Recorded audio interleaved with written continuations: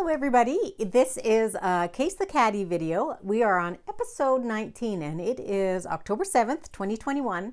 I'm Joanne Rogers. I'm a Stampin' Up! Demonstrator in Central Alberta, Canada, and I've been designing with you in mind since 1999. Now you might be wondering, what is Case the Cattie? Well, what I do is I take a current Stampin' Up! Catalog card or design, any kind, and I turn it into something that you know exactly how to make. So I break it down into the measurements that I think they used. What I don't do is I don't make it exactly the same as the catalog. So what I do is I change it up with different stamp sets, and I give you at least two. Today I've got 3 different alternatives so that you can maybe see something that you have in your own stamping stash that would do the job just as great. If you want to catch these videos live, I come every Thursday on my Facebook page, which is Design with Jo, and every Thursday morning at 11 a.m. Mountain Time. And you can come on over there and watch what I'm doing and say hello, and I always like to know where you're watching from. So I hope to see you there. Okay, let's get started. So today we are going to be making one of the designs on this page, and I never tell you straight off which one we're going to make, but you can usually figure it out fairly quickly. So this is on page 54 of the Stampin' Up! Holiday Catalog. I'm still calling it a holiday catalog, but it's called the July to December Mini Catalog from 2021. And so one of these cards I'm going to show you how to make, and I'm going to pull in this catalog a couple times and refer to it as I'm designing the card. I have a piece of our evening evergreen, and this is a beautiful dark green color, and it is a size 4 1/4 by 8 1/2, scored at 4 1/4. I'm just going to fold it in half, and I'm going to use my bone folder just to crisp up the edge and just give it a nice crisp edge so that it lies flat.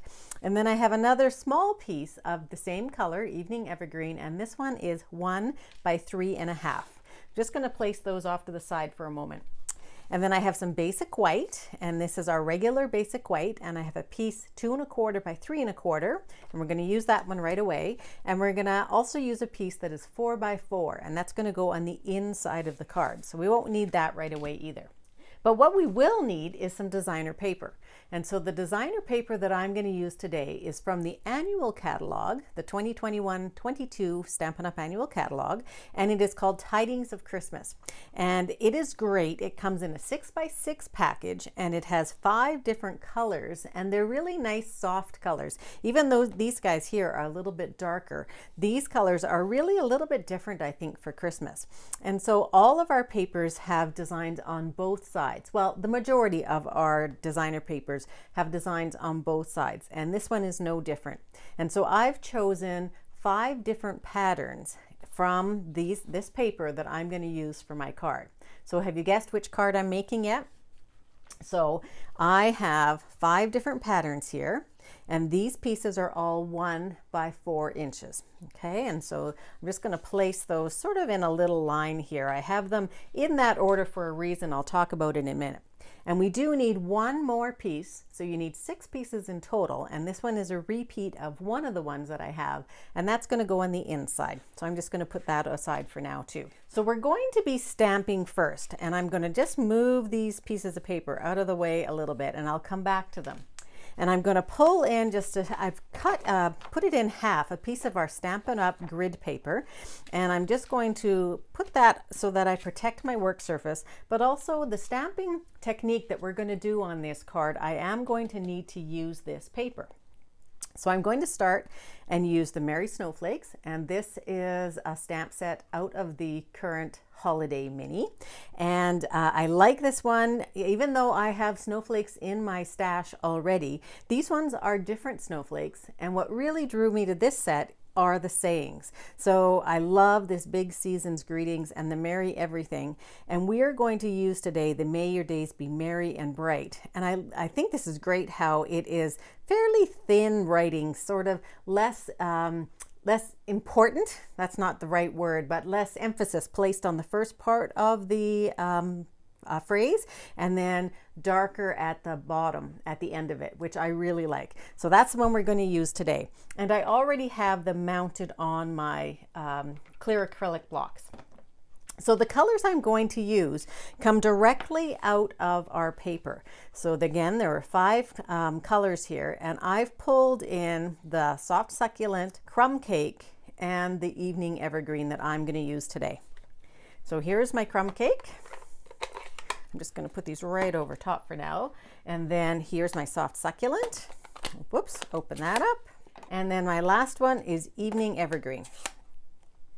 Go. So there's the 3 of them. Now I'm going to start with my largest and move through to my smallest snowflake, and I'm using all of the snowflakes out of this stamp set. So not all, 3 of them. So there's 3 different sizes, and that's going to work great for our card. We're going to start with our largest one in our lightest color.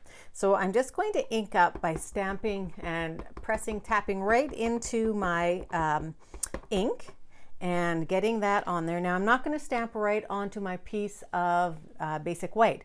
First of all, I'm going to stamp off. So this is what stamping off means. It actually means you ink it and then you stamp off onto a piece of scrap paper. So there's one impression. That's usually what we call it in stamping. So there's our darkest one. And then we have a second impression, and it's going to be quite a bit lighter. And I'm going to use the 3rd impression for the card that we're going to do today. And I'm just going to stamp that straight down. And you can see how much lighter that 3rd impression is. So then I'm going to go in with my next color and my next largest stamp, and that's going to be soft succulent. And I'm going to do the same thing. I'm going to have my first impression and my second impression, and then I'm going to stamp. And again, it's going to be the next lightest one there. It's going to be just a little bit lighter than that one. And then my last one is going to be an evening evergreen, and I'm going to do the same thing. So I'm going to stamp 1, 2, and I'm going to go 3. So the 3rd one's going to go here, and maybe I'll put one more over, maybe I'll put it up here. One more up here. And then I'm going to come in just one more, because I'm thinking it's looking just a little bit light down here. I'm going to do one more impression with that very first one that I used. But when I'm doing this one, I'm not going to ink it up again. I'm just going to huff on top. So by huffing, I'm going to take my air, my breath from my mouth, and I'm just going to huff right on top of it. I'm not spitting, I'm just basically breathing. So you could probably hear that. And I'm going to put it just down here. And I hardly have any color. You can basically, you just barely see that one down there. Then I'm going to take my words and I'm going to go in with my darkest color. So my evening evergreen. And I'm going to just line up my paper on my grid paper. And this way I can usually get things fairly straight. And so I'm going to put my words right along the bottom. And I should, I'll show you in just a minute. And that's just like it is done in the card in the catalog. So I'm going to stamp this straight down, straight up, moved it a tiny little bit. And I've got May Your Days Be Merry and Bright. And I'm just going to show you the catalog now, because maybe you figure out which card we're going to be making. And if you had guessed this one, and speaking of guessing, if you come to my Facebook page on the day before, so on Wednesday, starting at 11 o'clock, you can take a guess on what card I'm going to be making. I always give you the picture of the catalog, and then you go ahead and guess. And then if you are chosen, you don't even have to have it right. If I draw your name just randomly at the end of my class today, then you could win that card. And I do this on Facebook, and you can have a lot of fun with us. So I'm just pulling out all of these designer papers, and I'll mail you that in the, I'll send that to you in the mail. Now we need to pull in this, which is our folded card, and we need to pull in that other guy, the other smaller one. So what I'm going to also do is bring in my silicone craft sheet. And we are done with our inks, so perhaps I will close those up right now. So now what we're going to do is we are going to start to glue down our pieces of paper. Now one of the things that I noticed about this picture, about this card, is that I looked at it first very quickly and I didn't see 5 pieces of paper there. But there are 5 pieces, and if we look even closer, they're not necessarily very straight. But the overall effect is that they are fairly straight.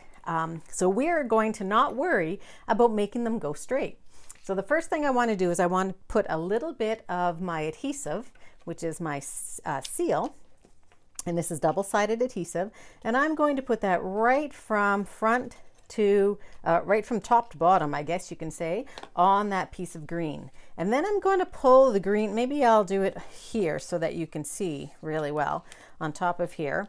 I'm going to pull that in and I'm going to put it sort of in the center, and I'm not gluing it down at all. Now, just one thing to notice here. When you are cutting your own paper, you may, and you're scoring it, you may sometimes get, do you see here how I've got almost like a little lip here? And I wouldn't worry overly much about that, trying to get it exactly right. Instead, just turn it over and you've got a front card where you won't be able to see that. So I wouldn't, again, don't worry about that, just turn it over. Sometimes we agonize over some little things and we don't really have to. So I thought when I looked at the catalog that they started with the one in the middle. So I'm going to start with the one in the middle and I'm going to put it down fairly straight, but I'm not going to worry too much about it being really straight. So there's the first one. The second one overlaps that a little bit to the right. So I'm going to put that over to the right. And then I looked at it again and I thought, oh, I think that the one next to this piece on the left didn't overlap this, it did overlap this first piece, the one that was most on the right. So that one's probably the one that goes down next. And again, I'm just placing these. I'm not really trying to get them straight. And that's the great thing about this card, is that if you're somebody who sometimes you struggle to get things a little bit straight, this one's perfect. You don't have to. And then this last one goes on here. So, and then I want to look at, and the one thing you do want to make sure you do, you don't want any of this cardstock sticking out the side, because when it sticks out the side, we don't want to see that at all. It will actually interfere with the rest of the card. So I'm just going to place that down. So there's our pieces. Now the other thing that I did do here is I put my dark piece in the middle, my dark patterns. I have three patterns that have different colors on them, and 2 of them have white. And so I wanted those to sort of match, and I have them on either end. So I did put a little bit of thought into which way I was going to place these on the card. You don't necessarily have to, but I did. So now what we want to do is we want to glue down our saying. You don't want to glue it onto your card quite yet, because there's another step that we need to do. So we can use seal for this, or you can use liquid glue, whichever you would prefer. I'm going to use liquid glue for the next step, which is fairly important that I'm using that one. So this also goes on crooked. So perfect. There's all kinds of things about this set, this card, that are great for me. So now what we do is take another look at that card. It's got some ribbon here. Now this ribbon is this ribbon right here, and it's got diamond holes in it. It's almost like a little bit of a lace. And so what they did is they threaded through that baker's twine. I don't have that ribbon, so I wanted to come up with something just a little bit different. So I had to change it slightly. So what I did is I took a piece of our gray granite shimmer ribbon, and the gray granite would have been okay, but I wanted one that matched a little bit more with my crumb cake. So I took the shimmer ribbon, which is really flexible, and I took my crumb cake, and this is my dark Stampin' Blend, and I colored right on top of my ribbon. So I put it onto a piece of paper and I colored right on top of the ribbon, and then let that dry just a little bit. And then once it dries, you end up with something that's not quite as flexible, but it's just as pretty. You can still see that shimmer right through there, and it's a perfect match to the rest of the card. So now what I want to do, this is the quickest way to get your ribbon on. I'm going to take one end of my ribbon and I put it right over top of a mini glue dot. Just move this back a little bit, and then I'm going to turn the ribbon and put the other end right over a glue dot. So what you've got is you've got a loop that you made with your ribbon. So now you can just pick both of those off, and I'm going to start on one side. I'm going to line this up right on the bottom of the white so that you can't see the bottom. And I'm going to pull this around and wrap it along the back. And I'll show you it as I'm doing this side once I have that one down. So now I want to just make sure that that's fairly straight across there. And then I'm just going to wrap this right around and glue it in the back. Okay, and it's not going to be in the same place because we're working on a diagonal here. Now what I'm going to do is put the whole thing down onto our piece of evening evergreen. And I'm just going to take some liquid glue to do that. And this is a little bit bumpy here. So you just want to be a little bit careful with your liquid glue. Don't try and run it too fast. And this is why I'm using this instead of my seal, because it's just going to run a little bit better over top. Make sure you put some onto your ribbon so that it is going to be stuck down as well. And then this goes on sort of in a straight. This is the only thing straight, even though it's not going to be straight. Try and get it on there relatively straight, meaning that you sort of have the same amount on both sides. And your liquid glue is going to be a good friend for you, because if it's not even in the middle, you can still move it around. There are a couple pieces that might not be glued down completely. So if they haven't, that one looks like it's going to. I just lifted it up too quickly. But maybe right here, because there's no glue on top there. You can just give yourself a little dab of glue. Let that come out there. I think this one's not too bad. Well, I can give it a little bit. So you can go and just give them little tiny dabs of glue if you want. You don't really have to. I think these guys are all not too bad. This one maybe a little bit for that guy. And there we go. So there is that part of the card, but we have one more element left. So there was that bow with that baker's twine. So I pulled in, I thought, well, I could use baker's twine, but I've got a bit of a glitzy thing going on here with this ribbon. So I'm using the Simply Elegant trim out of our annual catalog, and it comes in gold and silver. And this trim is a little, not quite as flexible as baker's twine. You can easily make bows out of it, but one thing it doesn't do is it doesn't drape nice, and it doesn't curl, I guess you could say. So I want to show you just on the end. I made myself a little bow already, but I want to show you what happens to the ends if you want it to. So this is how I got that. So I took my piece, and I took my bone folder, and I just went as if I was trying to get it to curl, and you can see that the ends start to come apart. And so you do that as many times as you need to. See if you can get that a little bit better. As many times as you need to. So we're just going to take our bow, and we're going to put it onto our mini glue dot.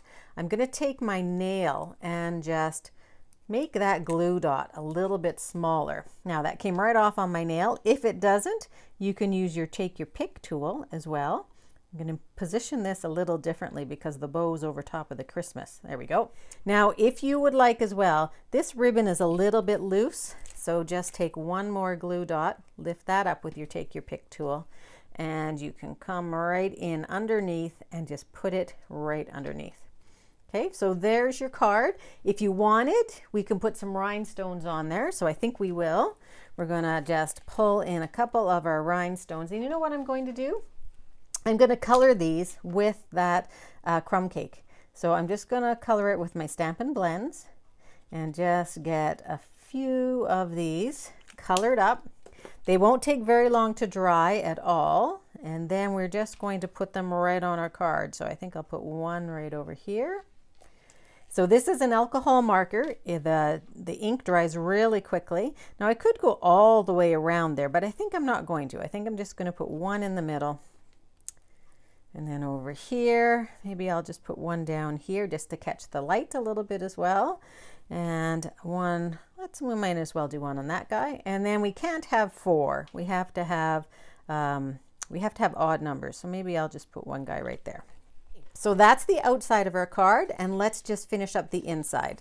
So we're going to, first of all, glue down our white piece using our seal. So this is a seal that is now done. So rather than rush and get another one, I'm just going to switch to my liquid glue. And it is very easy to replace those seals, but this is just saves me a little bit of time. So we'll glue that down. And then we're just going to take that last piece of designer paper and a little bit of liquid glue. And we're just going to glue that. Again, we're not going to try and get it straight because the outside isn't straight. So don't worry too much about getting that straight. It just completes the card and just gives you a totally coordinated effect. Now let me show you the alternatives that I told you about. So there's that card. Now I made another one. I wanted to show you more snowflakes. So this is the So Many Snowflakes, and this is also using designer paper that is in the catalog, in the mini catalog, and this is Heartwarming Hugs. And you may have some of this already because it was one that we had last year. So basically the same kind of idea, but I only used 2 colors of ink here. I doubled up my baker's twine to make my bow, and I've got a much frillier ribbon. So, and I also made an envelope that matches. Now, getting out of the Christmas theme, this is the next one that I made. So this one is using the Expressions in Ink paper, which is just gorgeous. And I had to show that envelope with all the gold veins in there. And then I took a few pieces that had the gold and some that didn't. But I wanted to bring in the 3 main colors here, which is Pale Papaya. This is the Positively Pink, which matches my cardstock. And then this is Just Jade. So there's that guy there. And I have one more for you. So this one's a little bit different. So this guy here, I used the Pattern Party paper, and I wanted just to go for a black and white idea, except for my gold, which is my bow. And all I did, this is just Memento ink. This is stamped off 4 times actually. So I stamped off 3 times rather and stamped this the 4th time. And this is the 3rd impression for this other stamp. And then the happy birthday is full strength. And then I also colored this lace using my Stampin' Blend, my black Stampin' Blend. So you can get some really unique looks here using this kind of idea and this layout. And it's a great way to use up scraps because we often have 1-inch pieces of scraps in our designer paper that we don't know what to do with. So I challenge you to use them all up and have some fun playing and making all kinds of different cards. Thanks very much. We'll see you again. Bye-bye.